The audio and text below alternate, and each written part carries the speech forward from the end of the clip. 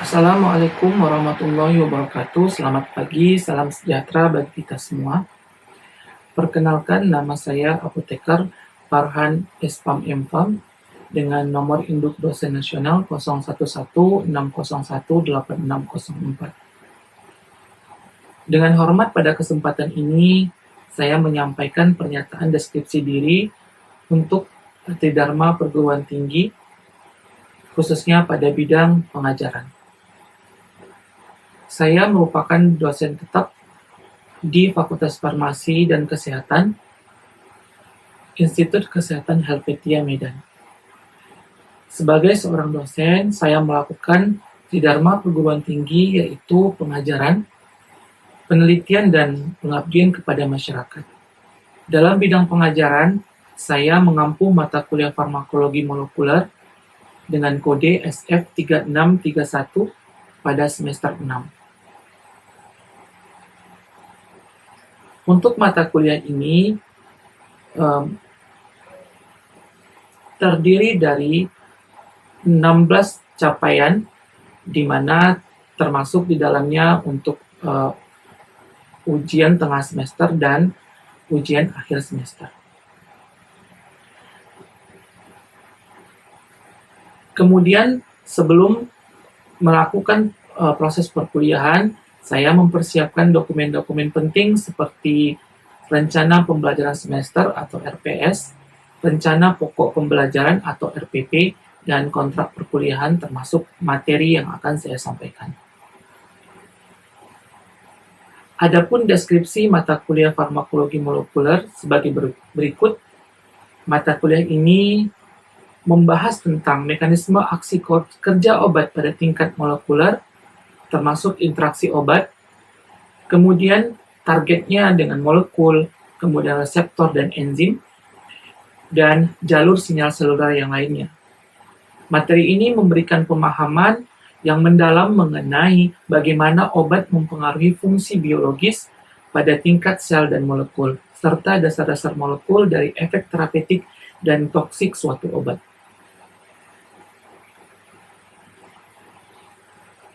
Nah, adapun CPL Prodi, capaian pembelajaran lulusan program studi yang dibebankan pada mata kuliah ini meliputi KK9, menunjukkan penguasaan iptek, kemampuan riset dan kemampuan pengembangan diri. Kemudian P3, penguasaan konsep teoritis berhubungan dengan reseptor obat di dalam tubuh.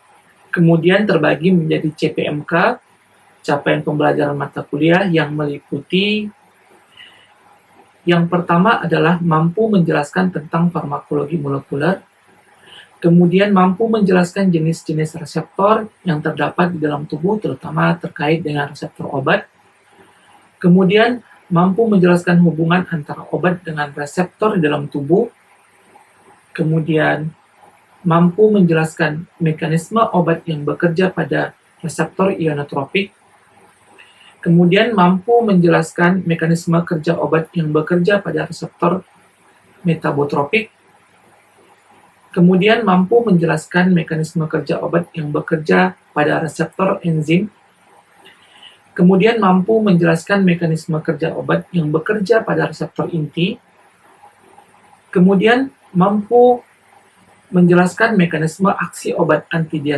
antidiabetes, kemudian mekanisme aksi obat pada yang bekerja pada hiperlipidemia atau kolesterol, kemudian mekanisme aksi obat stimulansia sistem saraf pusat, kemudian mekanisme kerja obat-obatan antidepresan, kemudian mekanisme kerja obat antibakteri dan antiparasit, kemudian mekanisme kerja obat kemoterapi, dan mekanisme aksi obat yang bekerja pada sistem perdarahan.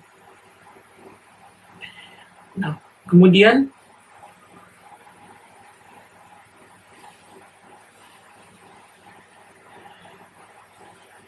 untuk metode pembelajaran pada mata kuliah ini, saya menggunakan student center learning dengan metode pembelajaran yang saya lakukan dengan kuliah tatap muka, ceramah diskusi dan presentasi kelompok. Dan kemudian saya siapkan mata kuliah dan dengan PowerPoint, kemudian menggunakan LCD dan e-learning atau menggunakan SIAKAD. Nah, kemudian selanjutnya adalah tata cara penilaian. Adapun kriteria penilaian pada mahasiswa meliputi harian atau absensi sebesar 10%, kemudian tugas sebesar 20%, kemudian UTS sebesar 30%, dan UAS sebesar 40%. Baik, cukup sekian pemaparan dari saya tentang mata kuliah farmakologi molekuler. Untuk lebih lanjutnya, saya akan memaparkan bagaimana pengajaran di dalam ruangan. Terima kasih. Assalamualaikum, selamat pagi, Shalom, Om Swastiastu, Namo Buddhaya, dan salam kebajikan.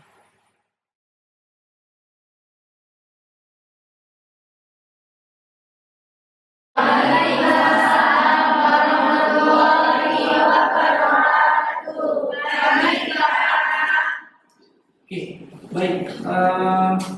Sebelum kita mulai perkuliahan hari ini, seperti biasa kita berdoa dulu ya. Silakan dipimpin dulu. Untuk mulai perkuliahan, Bapak yang kita berdoa terlebih dahulu sesuai dengan rencana masing-masing. Doa mulai.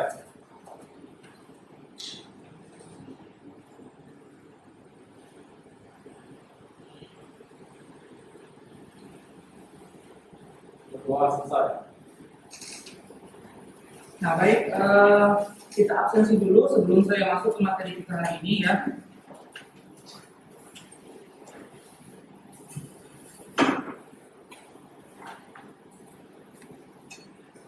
Agnes ada? Alisa? Hadir Pak. Anggi? Hadir Pak. Azmi? Hadir. Julian? Hadir Pak. Deborah? Hadir Pak. Dela? Saya Pak. Delva? Saya Pak. Delva Apriana? Saya Pak. Dea? Saya Pak. Dea Diunzira? Saya Pak. Elvi? Saya Pak. Esther? Saya Pak. Fatimah? Gina? Saya Pak. Gita? Humaira? Hadir Pak. Indri? Saya Pak. Kira Zulhanifah? Hadir Pak. Ismeralda? Hadir Pak. Kevin? Hadir Pak. Elisa? Hadir Pak. Linda? Hadir Pak. Liza? Saya Pak. Lira? Hadir Pak. Maida? Saya Pak. Marvin? Saya Pak. Marlina? Saya Pak. Mary? Saya Pak. Mary Krishna? Hadir Pak. Namira? Saya Pak. Nazwa? Saya Pak. Priti? Saya Pak. Putri? Rifda? Saya Pak. Rinanti? Hadir Pak. Sejawati? Saya Pak. Siti Aduh? Saya Pak. Siti Fadila? Siti Samira? Hadir Pak. Suci? Saya Pak. Suryani? Hadir Pak. Tesya? Hadir Pak. Yansid? Saya Pak. Tiara? Saya Pak. Krishna? Hadir Pak. Yohana? Hadir Pak. Oke, baik. Nah, untuk materi perkuliahan kita hari ini, kita membahas tentang antihiperlipidemia, terutama pada materi kita yang lalu ya. Mungkin saya kembali mengingatkan ke capaian sebelumnya, capaian yang harus kalian capai selama satu semester ini. Yang pertama, mampu menjelaskan tentang farmakologi molekuler ya. Kemudian menjelaskan tentang jenis-jenis reseptor, yang menjelaskan hubungan antara obat dan reseptor. Nah, kemudian mampu menjelaskan mekanisme obat yang bekerja pada reseptor ionotropik. Nah, kemarin itu sudah kita sudah saya jelaskan juga, dan kalian pahami bahwa ada beberapa ion yang bisa masuk pada reseptor ionik. Nah, kemudian mampu menjelaskan mekanisme obat yang bekerja pada reseptor metabotrofik dan mampu menjelaskan mekanisme kerja obat yang bekerja pada reseptor enzim, kemudian mampu menjelaskan mekanisme obat yang bekerja pada reseptor inti atau nukleus dari suatu sel. Nah, kemudian 8 mampu menjelaskan mekanisme aksi-aksi obat pada antidiabetes, ya, terutama obat-obat antidiabetes yang biasa dikonsumsi, obat-obat sintesisnya. Nah, ini dibahas di pertemuan ke-8 yang lalu, minggu yang lalu. Kemudian yang ke-9 mampu menjelaskan mekanisme aksi obat-obatan anti hiperlipidemia. Nah, ini yang kita akan bahas hari ini, ya. Nah, kemudian mampu menjelaskan mekanisme aksi obat-obatan stimulansia sistem saraf pusat. Kemudian mampu menjelaskan mekanisme aksi obat-obatan antidepresan. Kemudian mampu menjelaskan mekanisme aksi obat-obatan antibakteri dan antiparasit. Ini banyak ya bahasan di bagian ini. Karena untuk antibakteri saya sudah banyak, ditambah lagi dengan antiparasit nanti. Nah, kemudian yang ke-13 mampu menjelaskan mekanisme aksi obat-obatan kemoterapi atau sitostatik, ya. Banyak namanya ini, ya. Sitostatistik dan sebagainya. Ini banyak untuk nama-nama obat kemoterapi. Nah, kemudian yang terakhir adalah mampu menjelaskan mekanisme aksi obat-obatan yang bekerja pada sistem perdarahan. Nanti bagaimana pengantaran darah, kemudian bagaimana pengenceran darah, itu kita bahas di materi yang ke-14 ini. Oke. Nah, sebelumnya kita di judul kita itu membahas tentang anti hiperlipidemia. Hiperlipidemia, ada yang tahu apa yang dimaksud dengan hiperlipidemia? Saya udah belajar. Ya, silakan. Baik, saya izin menjawab, Pak. Jadi, hiperlipidemia ini adalah kondisi medis di mana kadar lipid atau lemak dalam darah seperti kolesterol ataupun trigliserida meningkat melebihi batas normal. Nah, lemak darah ini meliputi kolesterol, baik itu HDL maupun LDL, trigliserida ataupun jenis lipid lainnya seperti fosfolipid ataupun lipoprotein. Oke, baik, terima kasih, ya. Nah, seperti yang dijelaskan oleh teman kalian tadi, nah, berbicara tentang hiperlipidemia, benar jawabannya bahwa hiperlipidemia itu kondisi di mana kolesterol darah itu tinggi, ya. Nah, kolesterol darah, kalau kita berbicara tentang kolesterol darah itu ada bagian-bagiannya, ada HDL, ada LDL, mungkin kalian nggak asing lagi dengan kata itu, ya, ada kilomikron dan sebagainya, ada LDL. Nah, itu bagian-bagian nanti yang berkontribusi terhadap peningkatan kadar lipid darah, ya, lipid dalam darah. Nah, kemudian ini merupakan penelitian saya dan teman-teman itu tumbuhan yang memiliki aktivitas sebagai anti kolesterol dan juga antibakteri, ya. Garcinia atrophiridis. Kira-kira siapa yang tahu tumbuhan ini dan biasanya digunakan untuk kondisi medis apa atau kondisi untuk farmakologis apa? Ya, silakan. Pak, ingin menjawab Pak, Garcinia atau di sini Pak, biasanya ini disebut asam gugur Pak. Secara efek farmakologisnya ini biasanya Pak untuk anti hipertensi, antibakteri, sama anti hiperlipidemia. Oke, baik, terima kasih, ya. Nah, mungkin kalian nggak akan asing dengan tumbuhan ini. Mungkin namanya mungkin beda, ya. Tapi kalau kita di Indonesia itu mengenal sebagai asam gugur. Nah, ini dia. Nah, mungkin seperti ini, ya. Nah, yang digunakan di penelitian ini itu merupakan daunnya, bagian daunnya yang itu nanti yang digunakan, yang kami gunakan dan kami uji sebagai untuk aktivitas anti kolesterol. Di buahnya ini mungkin tidak banyak penelitian tentang itu dan dia mempunyai sifat anti kolesterol. Memang rata-rata yang memiliki sifat asam itu buah yang mengandung sifat asam itu mempunyai aktivitas anti kolesterol. Nah, jadi yang kami teliti itu adalah bagian daunnya di seluruh pulau di Indonesia, ya. Oke. Nah, kalau kita berbicara tentang kolesterol tadi, maka bagian yang harus diperhatikan itu adalah kondisinya dalam kondisi tetap dalam normal ya. Nah, di sini ada kolesterol LDL, ada kolesterol HDL, kemudian ada kolesterol total trigliserida. Nah, ini jumlahnya yang harus diperhatikan dan diupayakan dia berada di batas normalnya. Kalau kita lihat kolesterol LDL, nah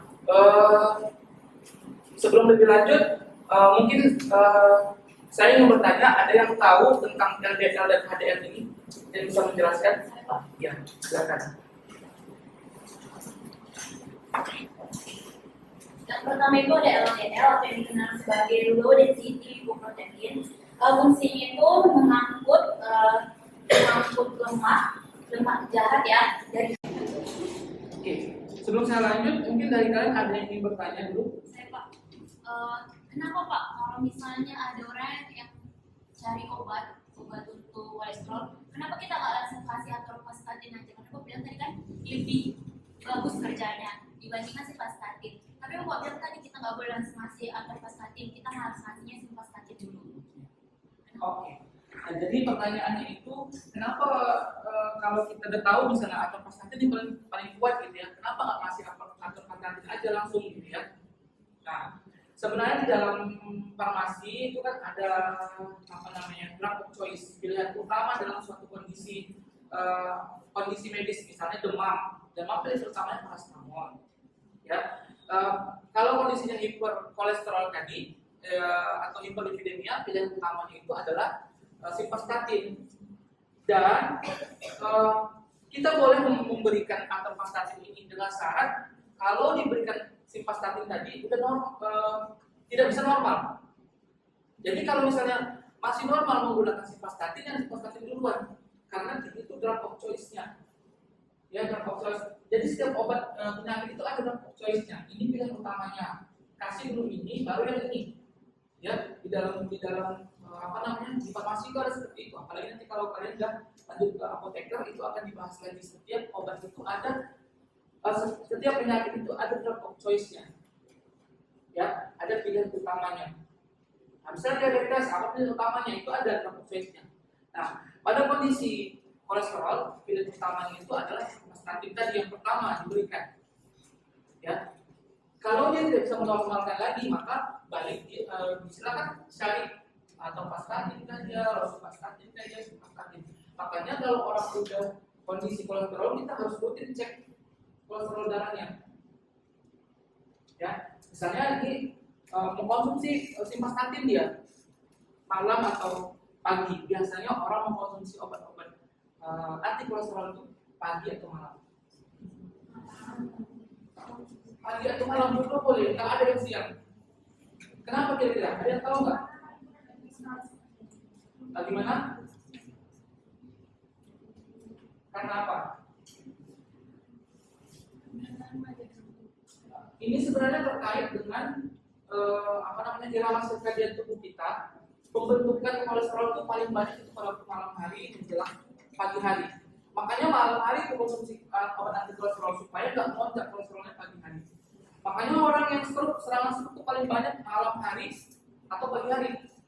Karena itu, ya. Nah, karena memang kondisinya dia akan melonjak pada waktu malam hari dan pada waktu pagi hari akan tinggi, sangat tinggi. Itu ya. Nah, jadi tadi itu jawabannya. Kita harus tetap memberikan simvastatin dulu, baru kasih yang lain.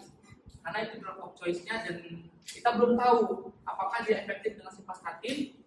Kalau efektif ya udah simvastatin dulu kita berikan. Ya. Oke. Nah, ini rosuvastatin tadi. Nah, ini 8 kali lebih kuat dibandingkan dengan simvastatin. Ini harus kita farmasi harus tahu ya. Berarti dia lebih kuat, Crestor itu lebih kuat dibandingkan dengan simvastatin. 8 kali lebih kuat dibandingkan simvastatin. Jadi mungkin kalau dia udah ada komplikasi terhadap jantung koroner ya silakan berikan Crestor ya. Walaupun nanti itu dokter yang akan meresepkannya. Kita bisa tahu bahwa oh ini lebih pas dia diberikan Restor atau rosuvastatin karena lebih tinggi kolesterol darahnya. Ya, oke. Nah, mungkin itu ya. Nah, ini patobiologi aterosklerosis. Aterosklerosis itu penumpukan plak tadi pada permukaan pembuluh darah. Itu yang paling berkontribusi itu adalah endotelium tadi ya, sel pada permukaan pembuluh darah itu yang paling berkontribusi. Kalau dia sehat ya sehatlah pembuluh darahnya. Kalau dia dalam kondisi udah rusak oleh radikal bebas, rokok, makanya rokok itu banyak penyakit yang ditimbulkan oleh dia karena itu ya salah satunya dia merusak pembuluh darah, permukaan pembuluh darah, sel permukaan pembuluh darah atau endotelium. Ya, nah, oke. Nah, endotelium ini harus dikontrol dengan baik. Kenapa sel endotelium ini kita masuk ke sel endotelium? Penjelasan tentang sel endotelium ini sangat mendalam diteliti ya. Nah, ternyata dulu orang mengira bahwa pembuluh darah itu hanya untuk menyangga darah supaya darahnya nggak merembes. Dulu orang mengira seperti itu aja. Itu manfaatnya itu untuk melewat darah gitu ya. Ternyata endotelium atau pembuluh darah itu dia memiliki dia menghasilkan beberapa senyawa kimia yang bisa mengontrol melebarkan pembuluh darah, mengecilkan pembuluh darah, mengencerkan darah, mengentalkan darah, dia dapat menghasilkan zat itu. Makanya kita butuh sistem homeostasis atau sistem keseimbangan dalam tubuh. Kalau remaja seperti kalian itu masih bagus sistem keseimbangannya. Kalau udah lansia udah makin menurun sistem keseimbangannya. Nggak ada yang menyeimbangkan lagi. Ya, misalnya sebentar besok udah hipertensi dia, kan udah nggak seimbang lagi. Jantungnya nggak seimbang, pembuluh darahnya nggak seimbang. Nah, pada orang remaja itu masih bagus sistem keseimbangan atau homeostasisnya. Nah, itu yang kita harapkan. Nah, seperti sel endotel ini dia bisa menghasilkan zat yang bisa melebarkan pembuluh darah atau vasodilator. Nah, ada nitrioxin, ada prostaglandin. Ternyata dia bisa melebarkan pembuluh darah sendiri. Makanya kalian nggak di usia kalian tuh nggak ada kolesterol, nggak ada hipertensi. Karena masih dalam kondisi normal dan bisa dinetralkan oleh sel endotel kalian. Tapi kalau kalian di usia kalian udah merokok, ya siap-siap ya, ini akan muncul penyakit-penyakit ini. Ya, nah kemudian dia juga bisa menghasilkan zat yang bisa mengecilkan pembuluh darah. Dia bisa melebarkan, dia bisa mengecilkan. Berarti dia sistem keseimbangan tadi. Ya, kalau misalnya dia kondisinya hipotensi, tekanan darahnya turun sekali ya. Nah, itu harus dikecilkan pembuluh darahnya supaya dia normal lagi. Nah, itu dihasilkan oleh sel endotel berupa endotelin 1 dan tromboksan. Nah, luar biasa manfaat dari endotelium ini. Nah, selain itu dia ada juga menghasilkan zat yang bisa mengencerkan darah dan mengentalkan darah. Nah, kapan perlu diencerkan darah? Pada waktu kondisi kolesterol tinggi tadi ya, itu harus encer darahnya supaya bisa mengalir baik. Atau misalnya pada waktu orang yang stroke, gangguan jantung itu harus dalam kondisi encer darahnya. Kapan dibutuhkan darah itu kental? Pada waktu kondisi pendarahan luka. Itu harus ada darahnya, itu harus kental darahnya untuk apa? Untuk menutup luka tadi. Nah, maka semua itu dihasilkan oleh endotel. Di usia kalian ini sangat bagus endotelnya, tapi di usia semakin tua maka endotelium itu semakin banyak rusak oleh radikal bebas atau konsumsi makanan yang tidak baik dan sebagainya.